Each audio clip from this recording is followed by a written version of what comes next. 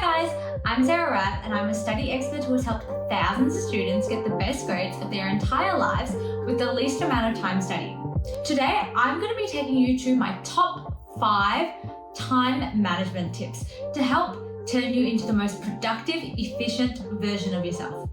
Seriously, these tips will absolutely change your life and help you get everything done in record time and to the highest quality too.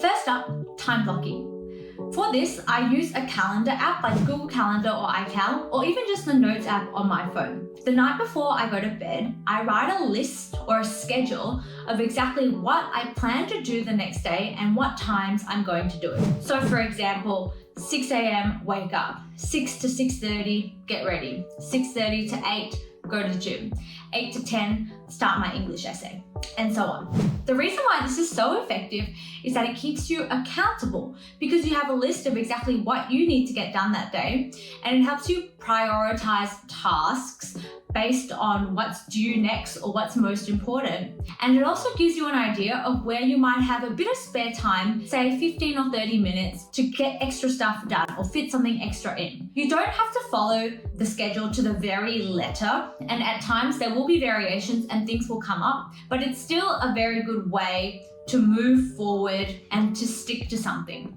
It also eliminates decision fatigue because when you wake up in the morning, you have a set routine of what you're going to do, and there's no space to feel overwhelmed or unsure about what you're going to do next. Number 2, delayed gratification.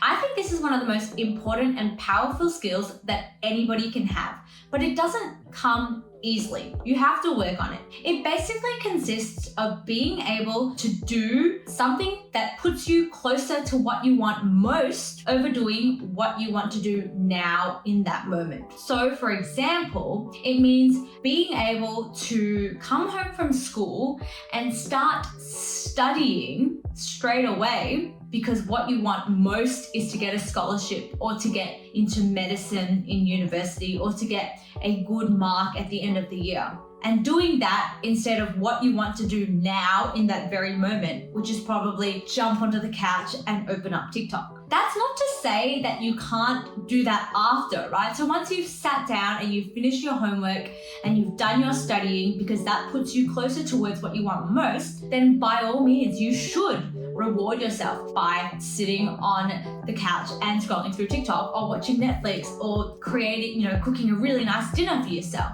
That is the delayed gratification. You put in the hard work first, and then the gratification or the reward of doing whatever dopamine releasing activity that you choose to do after comes next. The other reason why this is a really good skill to have is because if you did it the other way around, so if you came home from school and the first thing you did was sit on the couch and open up TikTok, that is going to release a bunch of dopamine in your brain, and it's fun, it's exciting, everybody loves that, but it's going to make it even harder for you to then stop doing that and switch to your studies. So because you've chosen to do this first, there's going to be this cloud over your head, that pressure of the work that you have to do, and you're not going to be able to enjoy yourself while you're scrolling through TikTok. Whereas if you did it the other way around and you got the work out of the way and then you jumped onto TikTok or to Netflix, you're going to be able to fully enjoy that time, fully relax and switch off, and fully engage in that form of self-care, leaving you more rejuvenated and ready to go again when you decide to go back into work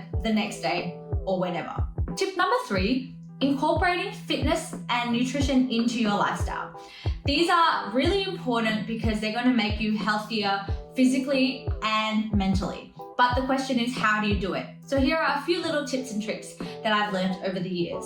I want to start by saying I am not a certified personal trainer, and this is not medical advice. This is just, stuff that I found has really helped me over the years. And of course, before you start any fitness or nutrition regimen, you should see your local doctor. For me, going to the gym in the morning, right before work, or going to the gym straight after school was really, really useful. So similar to that delayed gratification thing, if you come home from work or you come home from school, do not sit on the couch and pull up your phone. Try, if you can, to go straight from school to the gym, or at least come home, get changed, don't sit down, don't open TikTok, and go to the gym. That way, you're less likely to put it off and you're less likely to procrastinate it. Meal prepping is really important as well, just to save you time and also to help you avoid reaching for a really easy but perhaps less balanced snack, because you will have food readily available. So when you're hungry, you can just straight away heat that up and eat it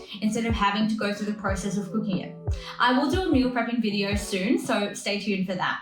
The other thing that's really important about exercise and fitness in general is to find something that you enjoy. There's a lot of stuff on the internet that says this specific form of exercise is best for this, or this running is great for this, or lifting is great for this. Like, that's all good and well, but if you hate it, don't force yourself to do it. Any form of movement, any form of activity is good for you. Even if it's just walking, right? That is still good for you, and it's all about making progress and finding what you enjoy and finding what fits in your schedule. Group classes can be really fun as well if you have friends that go, or if you don't know anyone but you just want to be held accountable, or you want somebody to guide you through the workout. That can be really helpful as well. Another really important thing to know is that you don't have to you don't have to spend hours in the gym. You can get a really effective workout in 30 minutes. And if you can't even fit 30 minutes, you can just get an effective workout in sets of 15 minutes, right? So maybe when you wake up in the morning, you can just do 15 minutes of cardio. At lunchtime, you can go for a 15-minute walk. After school, you can come home and just do 15 minutes of lifting. That amounts to 45 minutes in a day, which is awesome. And you probably won't even realize, you probably won't even take much out of your day, and you'll probably find that those 15-minute breaks help you stay more focused and keep you energized. Number 4, socializing.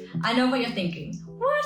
How does socializing improve your time management skills? Well, there's a bunch of ways that it does it. Firstly, and I talked about this in my very first video about having a weekly schedule, when you purposely schedule in stuff like socializing and dates and catch up with friends in your calendar, it gives you motivation, or it gives you a reason to get your work done faster or before that. So when I was in year 12, I would schedule brunch with my mom or my friends on Saturday at 1 p.m. Okay, maybe that's more of a lunch, and that would mean that I would go to the library in the morning and I would work really hard because I knew that I only had 3 or 4 hours to study before I had brunch, right? It gave me a reason to stay focused and to push away all my distractions so that I could get my work done before I went to brunch. And I probably ended up getting more done in those 3 to 4 hours in the morning than if I had just let myself sit in the library for the entire day. Because if I thought that I had the entire day ahead of me, I would have been like, that's ages. I can pull out my phone, I can watch an episode on Netflix and so on, right? I would have wasted it. So that gives you incentive to work harder during the times that you can work, so that you can go out and enjoy yourself when you socialize. The other really positive thing of socializing is that you can talk to your friends, you can vent to your friends, you can speak to them about issues that you're having, and it's a good emotional release. And when you get rid of that emotion and when you have a chance to talk through your personal problems, you will probably find that you are more focused when you return to your work. You might be more creative, you might be able to problem solve a lot better, and you might be just more efficient and get more done in less time. The really important thing to take away from this, though, is that you have to be very careful about who you choose to socialize with. I wish I had been taught this in high school, but it's really important to find friends that you can be your complete, authentic self with, right? So after you hang out with them, your heart feels like it's bursting from the seams, you feel warm, you feel joyous, you feel rejuvenated. Versus the friends that you hang out with that just drain the life out of you. The friends that you feel you have to wear a mask around, that you feel that you're pretending to be someone that you're not. If you choose your friends wisely, socializing can be an amazing, amazing way to improve every other aspect of your life.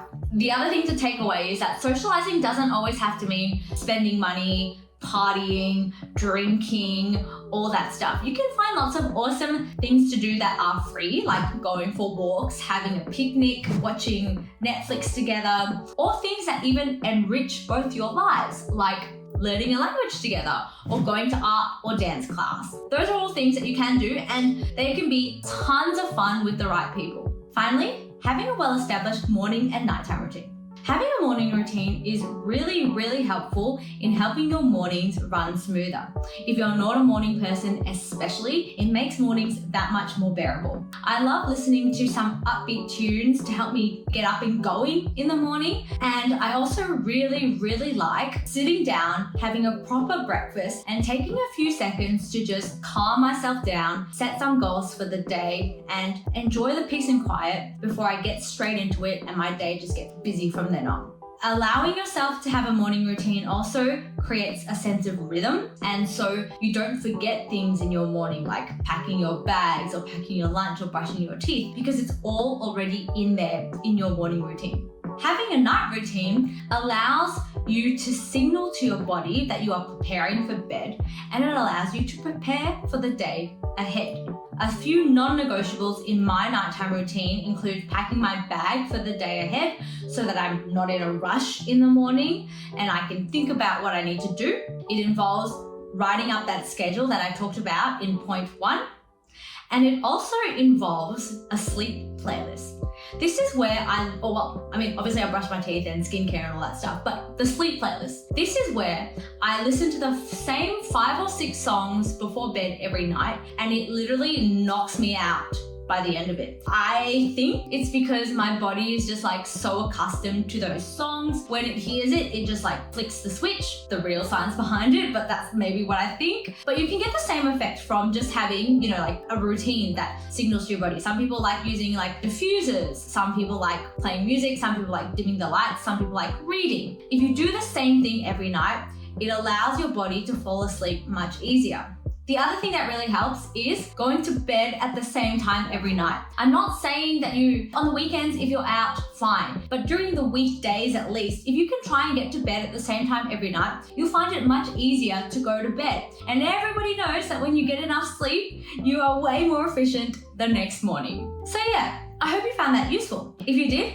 these are just some of the many tips that I share in my productivity masterclass. It's a 10-part course that will teach you everything you need to know to supercharge your time management skills and turn you into an unstoppable academic force. The link to that is in my bio. Check it out if you want to. And once again, thank you so much for watching. Please like and subscribe and comment below what you'd like me to talk about next time.